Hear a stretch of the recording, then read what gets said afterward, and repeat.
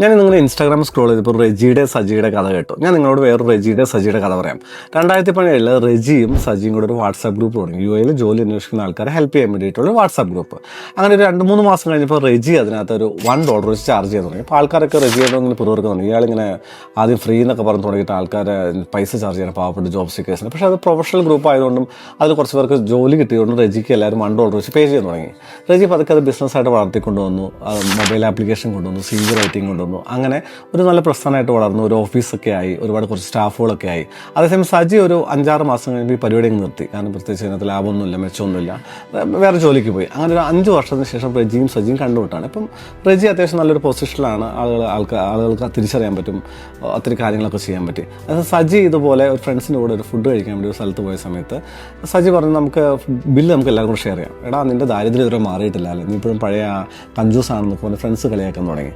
ഇവിടെ എന്താ സംഭവിച്ചു വെച്ചാൽ റെജിയുടെ സജീൻ്റെ ലൈഫിൽ സംഭവിച്ചതെന്ന് വെച്ചാൽ റെജി ആ ഫസ്റ്റത്തെ അബ്യൂസ് ഉണ്ടല്ലോ, അതിനെ മറികടക്കാനുള്ള ഒരു മെൻ്റൽ സ്ട്രെങ്ത് പുള്ളിക്ക് ഉണ്ടായിരുന്നു. അത് മറികടന്നു. പക്ഷെ നമ്മൾ പല ആൾക്കാർക്ക് പല സ്കിൽസ് ഉണ്ടാകും. എല്ലാവരെങ്കിലും പൈസ ഉണ്ടായിക്കൊണ്ടില്ല. ചിലർക്ക് നല്ല വീഡിയോ എഡിറ്റിംഗ് ആയിരിക്കും, ഫോട്ടോഗ്രാഫി ആയിരിക്കും, അങ്ങനെ പല സ്കിൽസുകളുണ്ടാവും. പക്ഷേ ആ സ്കിൽസിനെ നമ്മൾ തിരിച്ചറിയാതെ നമ്മൾ ആ ഫസ്റ്റ് അബ്യൂസിൽ നമുക്ക് ചാർജ് ചെയ്യാനല്ലേ ആദ്യം നമ്മുടെ സർവീസിന് നമ്മൾ ചെയ്യുന്നത് സർവീസാണ് ഓഫർ ചെയ്യുന്നത്.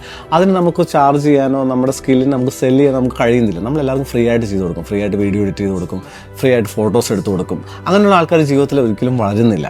ഞാനിത് പറയാൻ കാരണം, കഴിഞ്ഞ ഒരു ആഴ്ച മുമ്പ് ഞങ്ങളൊരു ജോബ് സീക്കേഴ്സിന് വേണ്ടിയിട്ട് ഒരു ഈവൻറ്റ് നടത്തിയിരുന്നു. അതിൽ AI വെച്ചിട്ട് എങ്ങനെയാണ് ChatGPT അങ്ങനെ ടൂൾസ് വെച്ചിട്ട് എങ്ങനെയാണ് റിക്രൂട്ട്മെൻറ്റ് ഇൻഡസ്ട്രിയിൽ ഹെൽപ്പ് ചെയ്യുന്നതിനെ കുറിച്ചാണ് നോക്കിക്കൊണ്ടിരുന്നത്. അതിൽ ഞങ്ങളൊരു കമാൻഡ് കൊടുത്തു. UAE ബെസ്റ്റ് റിക്രൂട്ട്മെൻറ്റ് കമ്പനീസിൻ്റെ പേര് പറഞ്ഞപ്പം റൈറ്റോസിൻ്റെ പേര് അതിനകത്ത് വന്നിരുന്നു. അപ്പോൾ അന്നത്തെ ആ ഫസ്റ്റ് അബ്യൂസ് മറികടക്കാൻ സാധിച്ചുകൊണ്ടാണ് ഇന്ന് റൈറ്റോസിനൊരു പ്രസ്ഥാനം ഇന്ന് ഒരുപാട് ആളുകൾക്ക് ഹെൽപ്പ് ചെയ്യാനും ജോബിൻ്റെ കാര്യത്തിലാണെങ്കിലും കൺസൾട്ടേഷൻ്റെ കാര്യത്തിലാണെങ്കിലും ബിസിനസ് സെറ്റപ്പിൻ്റെ കാര്യത്തിലൊക്കെ ഹെൽപ്പ് ചെയ്യാൻ പറ്റിയത്. അപ്പം ഞാൻ നിങ്ങളോട് പറഞ്ഞു വരുന്നത് വെച്ചാൽ എല്ലാവരുടെയും ജീവിതത്തിൽ പ്രത്യേകിച്ച് ഓൺടർപ്രണേഴ്സ് ആയിട്ടുള്ള ജോബ് സീക്കേഴ്സ് ഉള്ള ആൾക്കാർക്ക് ജോലി കിട്ടാതെ ഒരു ഫസ്റ്റ് അബ്യൂസ് ഇൻ്റർവ്യൂവിന് പോകുമ്പോൾ സ്ട്രെസ് ആവുന്നത്, ആ ഫസ്റ്റ് അബ്യൂസിന് നിങ്ങൾ മറികടക്കാൻ പറ്റിയാൽ മാത്രമേ ലൈഫിൽ വിജയിക്കത്തുള്ളൂ. That's all for today. See in the next video.